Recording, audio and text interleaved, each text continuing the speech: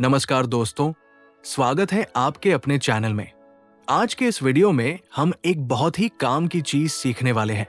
Video अच्छा लगे तो लाइक जरूर करें और चैनल को सब्सक्राइब करके बेल आइकन दबाना न भूलें।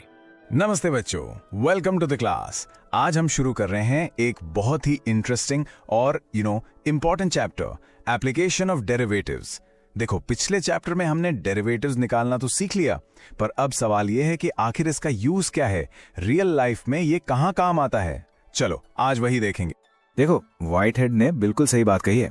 सोचो, कैलकुलस एक ऐसी की है, एक चाबी है जिससे हम अपने आसपास की दुनिया मतलब नेचर के काम करने के तरीके को एक्सप्लेन कर सकते हैं। और इस चाबी का सबसे पावरफुल पार्ट वो डेरिवेटिव्स ही हैं। तो चलिए इस पावर को फील करते हैं और देखते हैं कि ये डेरिवेटिव्स हमारे किस किस काम आते हैं। पूरा फोकस यहां रखिएगा, बहुत इंपॉर्टेंट क्लास है। तो चलो फटाफट देख लेते हैं कि आज हम क्या क्या कवर करने वाले हैं। सबसे पहले हम समझेंगे कि डेरिवेटिव्स का मतलब रेट ऑफ चेंज क्यों होता है। फिर हम फंक्शंस के बिहेवियर को जांचेंगे कि वो कब बढ़ रहे हैं और कब घट रहे हैं। उसके बाद सबसे इंपॉर्टेंट टॉपिक, किसी भी चीज की हाईएस्ट या लोएस्ट वैल्यू कैसे निकालें। और आखिर में इन सब कॉन्सेप्ट से बोर्ड एग्जाम में कैसे क्वेश्चंस बनते हैं वो देखेंगे। रेडी? चलिए शुरू करते हैं पहले टॉपिक से।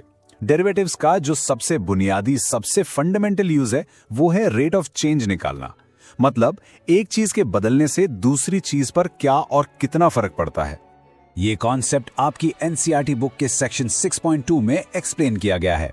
अच्छा, फिजिक्स क्लास याद करो, आपने पढ़ा था speed is ds by dt। इसका क्या मतलब था? इसका मतलब था rate of change of distance s with respect to time t, है ना। डेरिवेटिव्स बिल्कुल यही चीज है। तो जब हम dy by dx लिखते हैं, इसका सीधा सा मतलब है हम ये नाप रहे हैं कि x के बदलने पर y कैसे बदलता है। बिल्कुल सिंपल। ऐप थ्योरी तो ठीक है, पर इसका असली मतलब क्या है? चलो इसको आसान बनाते हैं और इसके लिए आपकी एनसीईआरटी बुक का ही एक सॉल्व्ड एग्जाम्पल उठाते हैं। ओके, सोचो, शांत पानी में एक पत्थर फेंका, क्या होता है? गोल गोल वेव्स बनती हैं, राइट? अब क्वेश्चन कहता है कि इन वेव्स का जो रेडियस है वो 4 सेंटीमीटर पर सेकंड की स्पीड से बढ़ रहा है। ये हमें दे दिया, यानी dr by dt। हमसे पूछा है कि जब रेडियस ठीक 10 सेंटीमीटर का हो जाएगा, उस पल, उस इंस्टेंट पर एरिया कितनी तेजी से बढ़ेगा। हमें निकालना है dA by dt। अब आराम से सोचो, एरिया का फॉर्मूला क्या है? A is equal to pi r square. यहां A R से जुड़ा है, पर हमें रेट निकालना है T के रिस्पेक्ट में। ब्रिज कैसे बनेगा? बिल्कुल सही, चेन रूल से। तो हम A को T के रिस्पेक्ट में डिफरेंशिएट करेंगे, यानी dA by dt is equal to dA by dr into dr by dt। बस अब वैल्यूज डाल दो। dA by dr हो गया 2 पाई r, dr by dt हमें 4 दिया है और r की वैल्यू है 10। तो 2 पाई इंटू 10 इंटू 4 कितना हुआ? 80 पाई सेंटीमीटर पर सेकंड। समझ आया? यहां सबसे जरूरी चीज है ये पहचानना कि चेन रूल कब और क्यों लगाना है। चलिए अब आगे बढ़ते हैं। डेरिवेटिव्स हमें सिर्फ रेट ऑफ चेंज ही नहीं बताते, पता है, ये किसी डिटेक्टिव की तरह फंक्शन के बिहेवियर का भी पता लगा सकते हैं कि कोई फंक्शन ग्राफ पर ऊपर जा रहा है या नीचे आ रहा है। मतलब उसकी वैल्यू बढ़ रही है या घट रही है। ज़रा इन दो ग्राफ्स को देखो। लेफ्ट वाले में जैसे जैसे हम एक्स एक्सिस पर आगे बढ़ते हैं, ग्राफ ऊपर की तरफ जा रहा है। यह है स्ट्रिक्टली इंक्रीजिंग फंक्शन। अब राइट वाला देखो, यहां एक्स एक्सिस पर आगे बढ़ने से ग्राफ नीचे की तरफ आ रहा है। यह है स्ट्रिक्टली डिक्रीजिंग फंक्शन। अब बड़ा सवाल यह है कि बिना ग्राफ देखे सिर्फ डेरिवेटिव से यह कैसे पता चलेगा? चलो पता करते हैं। ये जो टेबल आप देख रहे हैं ना, ये इस टॉपिक का गोल्डन रूल है। इसको नोट डाउन कर लो। बहुत सिंपल है पर बहुत पावरफुल। अगर फर्स्ट डेरिवेटिव यानी f डैश x किसी इंटरवल में पॉजिटिव है तो फंक्शन स्ट्रिक्टली इंक्रीजिंग होगा। अगर f डैश x नेगेटिव है तो फंक्शन स्ट्रिक्टली डिक्रीजिंग होगा। और अगर डेरिवेटिव 0 हो गया तो फंक्शन कांस्टेंट है। बोर्ड एग्जाम के लिए इस टेबल को याद करना एब्सोल्युटली क्रूशियल है। अब आते हैं इस चैप्टर की सबसे प्रैक्टिकल एप्लीकेशन पर, किसी फंक्शन की मैक्सिमम या मिनिमम वैल्यू ढूंढना। सोचो, कोई कंपनी अपना प्रॉफिट मैक्सिमाइज करना चाहती है या अपनी कॉस्ट मिनिमाइज करना चाहती है। उन सब जगहों पर यही कॉन्सेप्ट यूज होता है। इस ग्राफ को देखो, बिल्कुल पहाड़ जैसा है ना। इसमें आपको कुछ हिल्स यानी चोटियां और कुछ वैलीज यानी घाटियां दिख रही हैं। ये जो टर्निंग पॉइंट्स है ना, जहां ग्राफ मुड़ रहा है, बस इन्हीं पॉइंट्स पर हमें लोकल मैक्सिमा या लोकल मिनिमा मिलता है।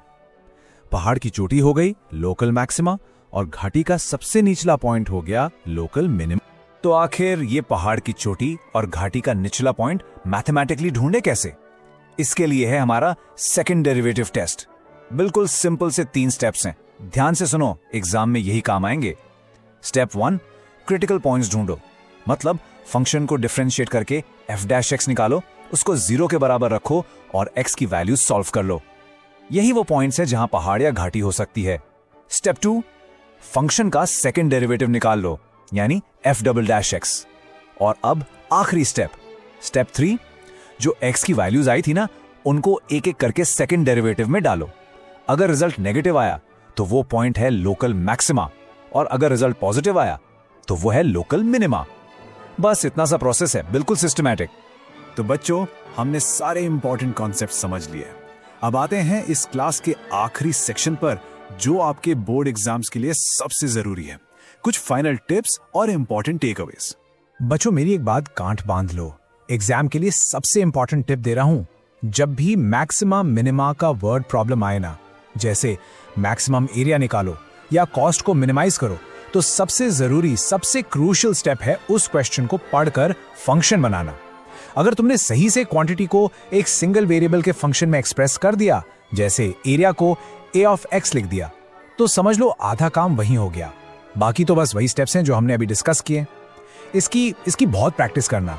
और हाँ, एक छोटा सा टिप और, हमेशा एक रफ डायग्राम बना लिया करो, चीजें आसान हो जाती हैं।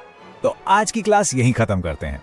हमने देखा कि डेरिवेटिव्स सिर्फ एक मैथमेटिकल फॉर्मूला नहीं है, ये एक लेंस है, एक चश्मा है, जिससे हम अपने आसपास की बदलती हुई दुनिया को समझ सकते हैं। अब इस क्वेश्चन पर जरूर सोचना, शायद आपके फोन की बैटरी का डिस्चार्ज रेट या एक पौधे की ग्रोथ रेट। सोचो, पॉसिबिलिटीज एंडलेस हैं। प्रैक्टिस करते रहिए and all the very best. तो बस आज के लिए इतना ही। उम्मीद है वीडियो आपको पसंद आया होगा। वीडियो अच्छा लगे तो लाइक करें, चैनल को सब्सक्राइब करें और बेल आइकन दबा दें। मिलते हैं अगले वीडियो में।